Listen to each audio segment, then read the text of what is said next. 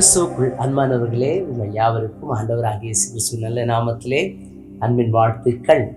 இந்த நாளிலும் உங்கள் யாவரோடும் தேவனுடைய கிருபையும் சமாதானமும் உண்டாயிருப்பதாக. இந்த நாளுடைய ஆறுதலின் வார்த்தையை கேட்கலாமா? ஏசாயாவின் தீர்க்க தரிசன புத்தகம் அதன் 43ஆம் அதிகாரம் அதன் 2ஆம் வசனம். நீ தண்ணீர்களை கடக்கும்போது நான் உன்னோடு இருப்பேன், நீ ஆறுகளை கடக்கும்போது அவைகள் உன்மேல் புரளுவதில்லை, நீ அக்கினியில் நடக்கும்போது வேகாதிருப்பாய், அக்கினி ஜுவாலை உன் பேரில் பற்றாது. அன்பானவர்களே, ஒவ்வொரு நாளும் நம்முடைய வாழ்க்கை பயணத்திலே நம்ம சவால்களையும் ஒவ்வொரு நாளும் பல இடர்களையும் பாடுகளையும் நாம் சந்திக்கிறோம். சில நேரங்களிலே நாம் பலவீனங்களிலே காணப்படுகிறோம். இப்படிப்பட்ட எல்லா நேரங்களிலும் கடினமான நம்ம வாழ்க்கையின் கடினமான எல்லா நேரங்களிலேயும் நம்ம வாழ்க்கை ஏன் இவ்வளோ கடினமாக இருக்குது அப்படின்னு சொல்லி நம்ம நினைக்கிறோம். ஆனால் இப்படிப்பட்ட கடினமான பாதையிலேயும் நம்மை நடத்துகிற ஒருவர் உண்டு என்பதை நாம் மறந்து விடுகிறோம். அன்பானவர்களே, இங்கே தீர்க்கதரிசி அழகாய் அவர் எழுதும் பொழுது இப்படி எழுதுகிறார், நீ தண்ணீர்களை கடக்கும்போது அவை உன்மேல் புரளுவது இல்லை. அப்போ பாருங்க அன்பானவர்களே, நீ ஆறுகளை கடக்கும் போது அவைகள் உன்மேல் புரளுவதில்லை.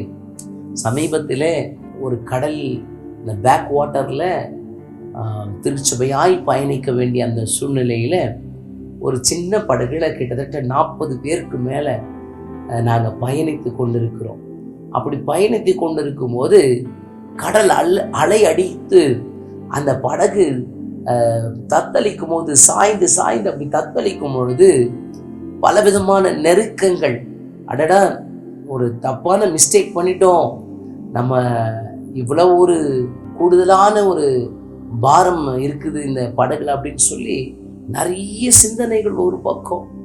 ஒரு பக்கம் சாத்தான், உங்களுக்கு என்ன நேரிட போது தெரியுமா அப்படின்னு சொல்லி எல்லாம் பேசுவது போல ஒரு பக்கம்.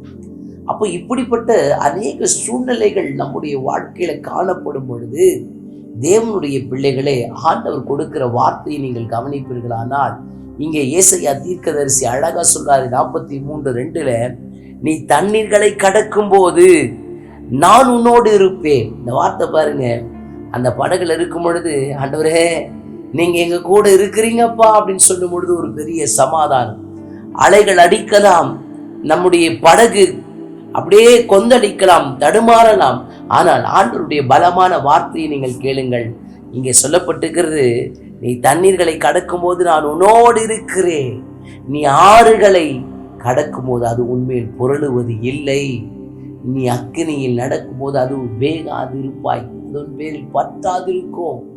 அன்பானவர்களே, இன்னைக்கு நம்ம வாழ்க்கையில இந்த அலை அடிக்கக்கூடாது, நம்முடைய வாழ்க்கையில நமக்கு எந்த பிரச்சனையும் வரக்கூடாதுன்னு சொல்லி நம்ம ஜெபம் பண்றோம். ஆனா அவங்கள பார்த்து இப்படி சொல்றேன், அலை அடித்தாலும் கடல் சீற்றம் எடுத்தாலும் நம்முடைய படகு ரொம்ப ஷேக் ஆகலாம், நம்முடைய படகு ரொம்ப இப்படி அப்படி சாயலாம்.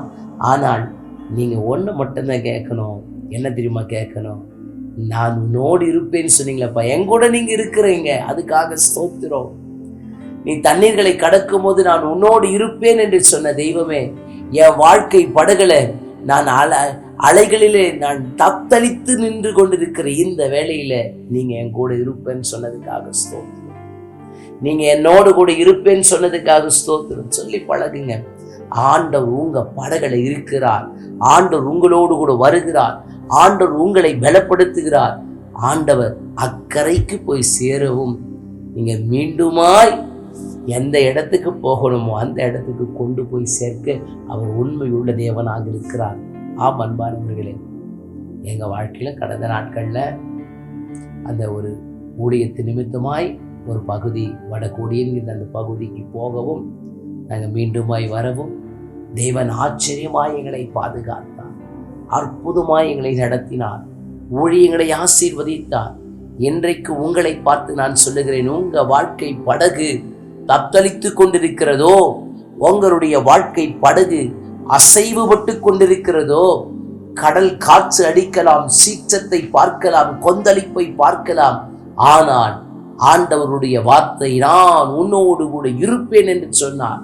ஆம் அன்பானவர்களே, தண்ணீர்களை கடக்கும் போது நான் உன்னோடு கூட இருப்பேன்னு சொன்ன ஆண்டவர் உங்கள் வாழ்க்கையில் எந்தெந்த பிரச்சனைகள் பிரவாகித்து வருகிறது, பிரச்சனையை பார்த்து சோர்ந்து போகாதீங்க. பிரச்சனையை அமர்த்துகிறவர், காற்றையும் கடலையும் அமைதியாய் அமைதிப்படுத்துகிற ஆண்டவர் உங்களோடு கூட இருக்கிறார். நான் உங்களுக்காக ஜெபம் பண்ணுறேன்.